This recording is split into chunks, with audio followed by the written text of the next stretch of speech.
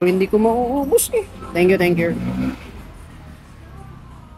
So this is your Highland Travelers.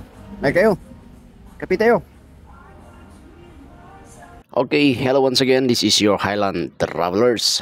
Sabi ni Rosmar, almost umabot daw 6 digit yung bayad sa kanila to promote sa mga restaurant yung mga kinakainan nila. But tayo naman, hindi tayo sikat. Hindi naman tayo naniningil.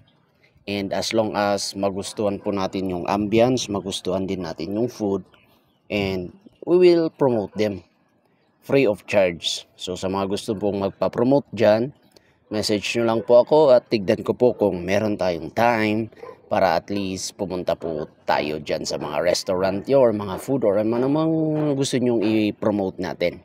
Pero sabi ko nga, meron tinuro sa akin ang aking mga parents that when it comes to food, kailangan pag kinain mo, pinaghirapan niya ng mga ibang tao, bakit natin kukunin ng libre? Bayaran natin yan, okay? So yung ambience po dito sa Ilngans Cafe, dyan sa may Remando Road, ganyan po. Napakaganda po yung mga orchids along doon sa entrance na papasok. Saka yung place po is very calm. Kaya yung nakasabay namin na kumain is mga mostly student at meron silang ginagawa, I think, research, kaya dumistansya na lang po kami. Okay? So, makikita nyo po yung Ilongans Cafe sa may along Remond Road po yan. Harap ng Barangay Hall ata yun. Hindi ko alam kung anong Barangay Hall, nakalimutan ko.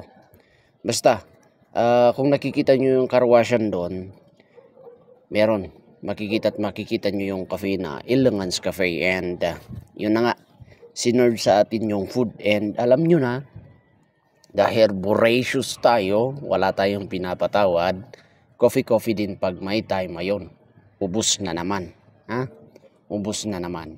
Ganito lang naman ang settings niya, di ba? Sino ba namang hindi maiingganyo, and very calm po kasi yung place. Ang sarap mag-unwind minsan, parang soft, nakaka-relax. Ganyan na ganyan lang po mga sir, ma'am, no?